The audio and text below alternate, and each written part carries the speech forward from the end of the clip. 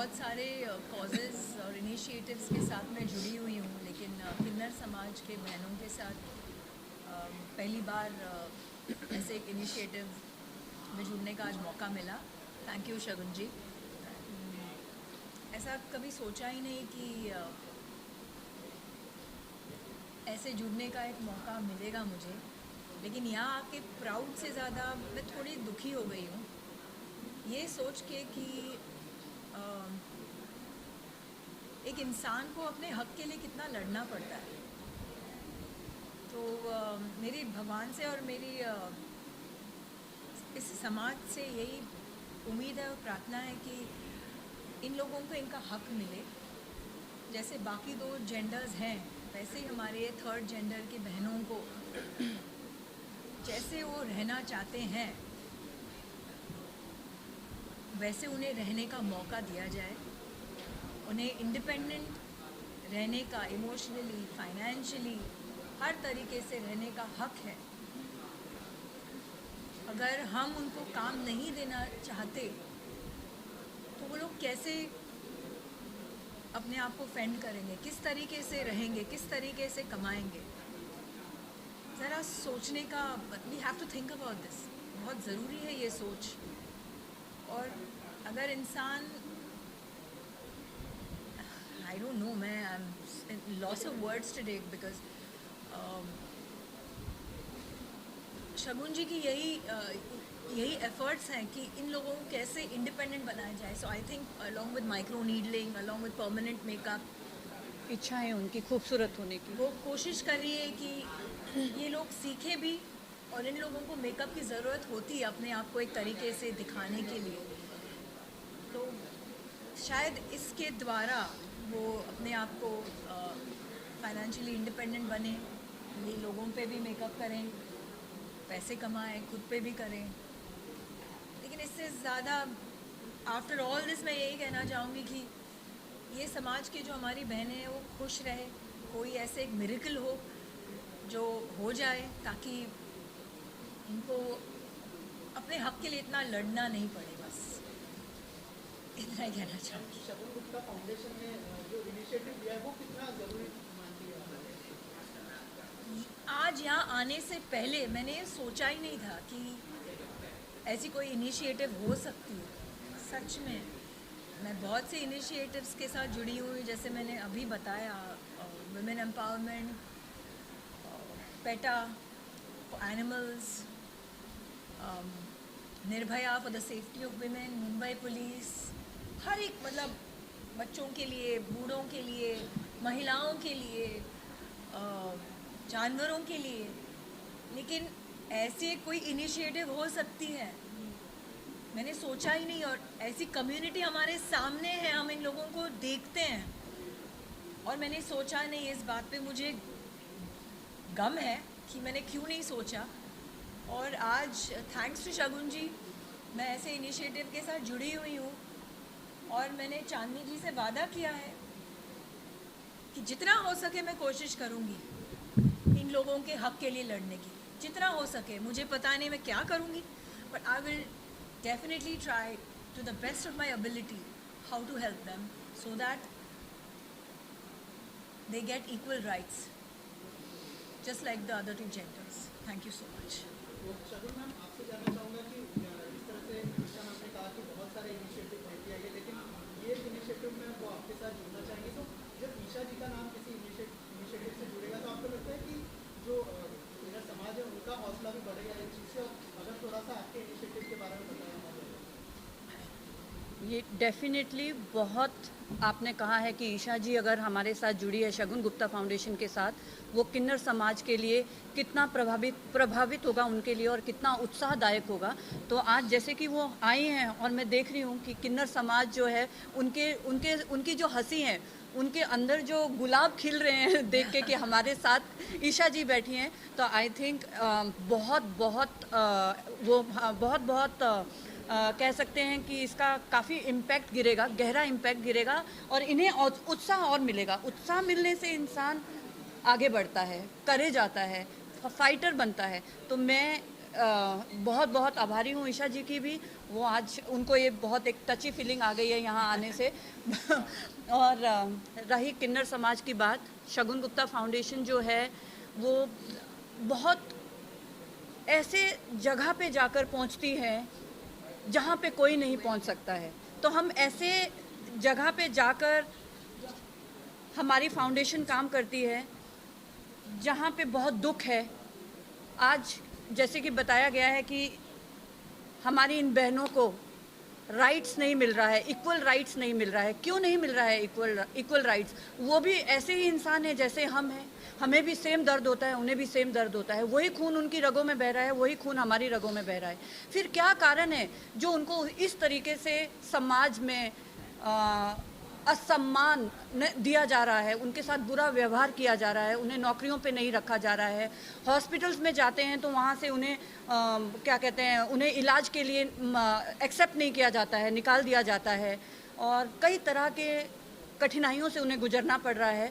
बहुत ही तकलीफ़ वाली बात है और हम सबको एज आम जनता को ये सोचना चाहिए और इनके लिए खड़े होना चाहिए और हमारी इन बहनों को समाज में इक्वल होने का एहसास दिलाना चाहिए। 2014 में ट्रांसजेंडर के ऊपर एक एक्ट पास हुआ था जो आज भी अधूरा पड़ा है और मैं चाहती हूँ कि हम सब मिलके ये इस एक्ट के ऊपर बात करें और हमारी गवर्नमेंट से दरखास्त करें कि इनका एक्ट पास किया जाए और इन्हें सम्मान दिया जाए और जिस तरह से हम अपनी ज़िंदगी जी रहे हैं उसी तरह से वो अपनी ज़िंदगी को आगे हमारे साथ मिलकर खुशियों से जिए, ताकि हम सब एक रहें और एक्सेप्टेंस हर एजुकेशन में मिले, जो कि एजुकेशन ना मिलने की वजह से आज ये लोगों को भीख मांगनी पड़ती है या बुरे काम करने पड़ते हैं और छोटे छोटे पैसों में। आप सोचिए और समझिए कि आपकी बेटी के साथ ऐसा होए तो कैसा लगे, आपकी खुद की बेटी के साथ ऐसा हो। ये शायद अगर आम जनता जाने कि खुद की बेटी, तो रोंगटे खड़े हो जाते हैं, गूज बम्स आ जाते हैं। इनके साथ 10-10 लोग बलात्कार करते हैं। हमारी बेटी निर्भया के साथ एक चीज़ हुई तो पूरी जनता, पूरा देश खड़ा हो गया, बट इनके साथ तो रोज होता है। कौन खड़ा होता है इनके साथ? So this is how Shagun Gupta Foundation want to do such kind of things where people are not getting the equal rights and not getting the education, not getting the food opportunity, anything whatever it is. तो आज हमें एक किन्नर समाज के लिए आवाज़ उठा रहे हैं, तो आगे हमें और कुछ मिलेगा तो हम उसके लिए भी आवाज़ उठाएंगे। पर शगुन गुप्ता फाउंडेशन पीछे नहीं हटेगी, चाहे कुछ भी हो जाए। क्योंकि आप दोनों साथ में हैं, हम समझते हैं कि आप दोनों रिप्रेजेंट कर रहे हैं पूरे किन्नर समाज को, तो जब ईशा जी का नाम जुड़ जाए तो शगुन फाउंडेशन, शगुन गुप्ता फाउंडेशन, वो भी आगे आ रहा है आप लोगों के लिए इनिशिएटिव के लिए, तो आपको लगता है कि जो है आप लोगों को भी आगे कुछ करना चाहिए? जिसमें आपने कहा कि एक एक्ट है जो अभी भी अधूरा पड़ा है ट्रांसजेंडर के लिए, क्या कहना चाहेंगे आप लोगों को? देखिए, सरकार से हमारी बात चालू है। अभी जल्दी ही में हमने आवाज़ उठाया था कि हॉस्पिटल में, सरकारी अस्पताल में मेल फीमेल वार्ड होता है, ट्रांसजेंडर वार्ड होना चाहिए। माननीय आरोग्य मंत्री जी ने फीमेल वार्ड की तरह ऐसे ही ट्रांसजेंडर वार्ड भी घोषित कर दिया है, GR निकाला है।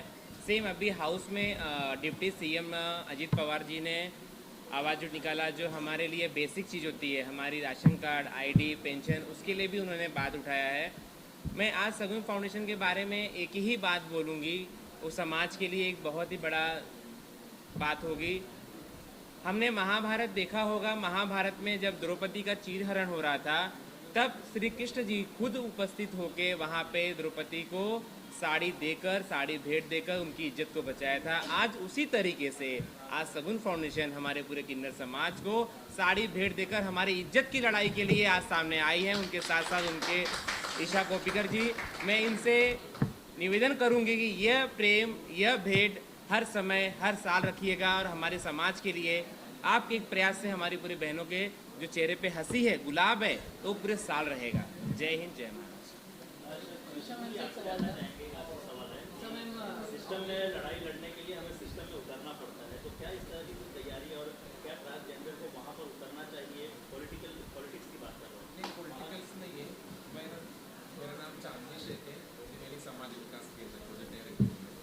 2004 से मैंने काफ़ी सरकार से लड़ रहा हूँ किन्नर बहनों के लिए, सेंटर के लिए, घर के लिए। ऐसा देखा जाएगा तो आंध्र प्रदेश साउथ में 5 स्टेट है, 5 स्टेट में हर एक किन्नर के लिए घर है, रेशन है, पेंशन है, सब है। महाराष्ट्र सरकार आज तक हमारे लिए 70-75 साल हो गया, आज देश आज़ाद हो गए, महाराष्ट्र के अंदर आज तक किन्नर बहनों के लिए आज कोई एक्शन नहीं है। मैंने 2004 से लड़ रही, मैंने होम सेंटर किन्नर बहनों के लिए। हमें इतना दिक्कत होता है, हम लोग भाड़े के घर में रहता है, हमारा कभी डेथ हो जाता है तो घर वाले लाने नहीं देते इधर, घर वाले हम वहाँ से हॉस्पिटल से वहाँ अंतिम संस्कार करने के लिए लेके जाते हैं। काफ़ी दिक्कत है हमारे। हाँ, शादी है उसे दूर करने के लिए आपको लगता है कि ट्रांसजेंडर्स को भी जो है वो पॉलिटिक्स में पूरी तरह से उतरना चाहिए?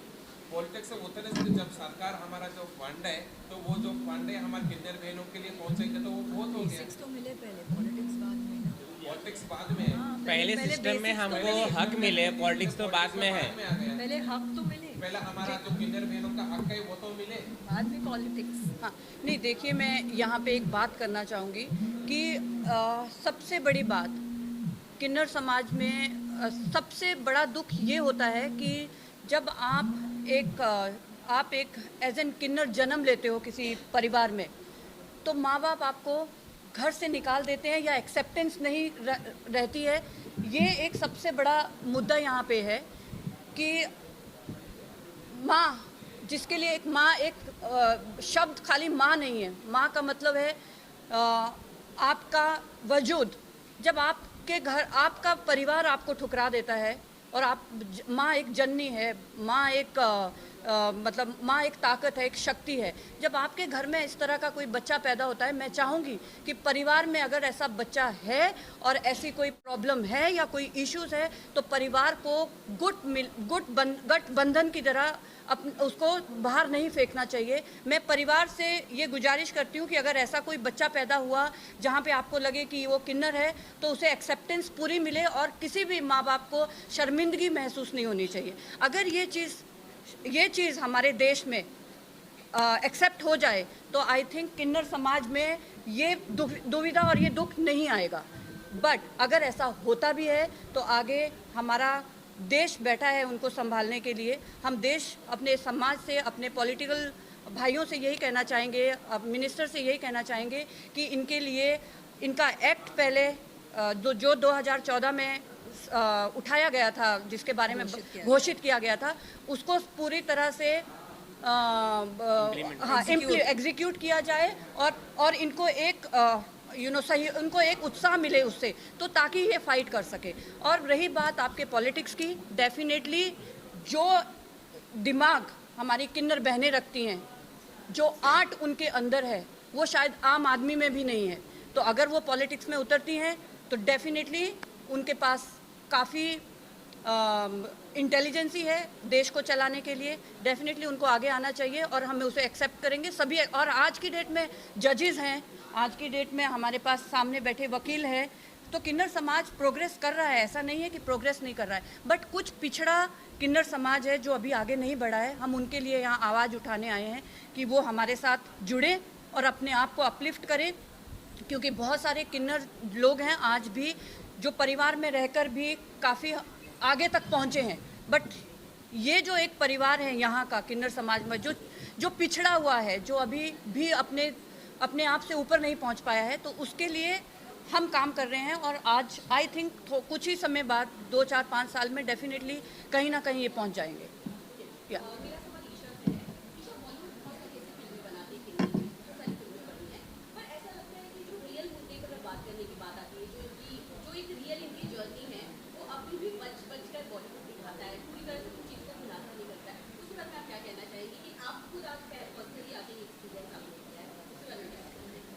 जिस तरीके के सब्जेक्ट्स आजकल बन रहे हैं एंड जो कंटेंट आजकल बन रहा है, उस हिसाब से मुझे लगता है कि इन पे भी और इनकी थ्रू लाइफ की जो एक्सपीरियंसेस हैं उस पर बनना चाहिए।